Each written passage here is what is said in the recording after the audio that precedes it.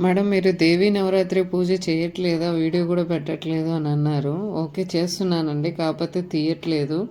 So మీకోసం ఈరోజు అయితే చేశాను. సో ఈరోజు మొత్తం పూజ వ్లాగ్ అనేది కంప్లీట్గా మీకు కనపడుతుంది. ఇక్కడ చూడండి, యాక్చువల్గా ఈరోజు హడావుడిగా అయిపోయింది. గారెల పిండి లూజ్ అయింది. సో లూజ్ అవ్వడం వల్ల ఏం చేయాలో అర్థం కాక ఈ టిప్ అయితే ఫాలో అయ్యాను. ఇది మీకు కూడా యూజ్ అవుతుందని ఆ క్లిప్ కూడా తీసి పెట్టాను. సో ఇంకా ఇప్పుడు మొత్తము పూజ అనేది ఎలా చేసుకున్నాను అనేది మీకు చూపిస్తున్నాను మొత్తము. సో ఇక్కడ ఇంకా కంప్లీట్ అయిపోయిన తర్వాత హారతి. కాకపోతే ఈ వీడియోలో మీకు ఒక థింగ్ అయితే చూస్తారు. అదేంటనేది చూడండి ఒకసారి. ఇది ధూపం వేసుకునేదండి.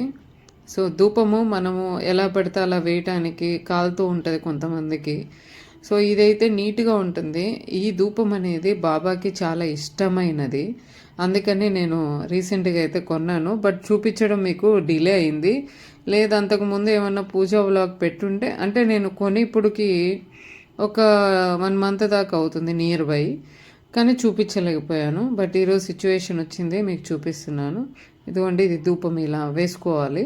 సో ఇలా వేసుకుంటే అది వాళ్ళకి కూడా బాగా ఇష్టము, మనకు కూడా ఇంట్లో పాజిటివ్ వైబ్స్ అనేవి వస్తాయి.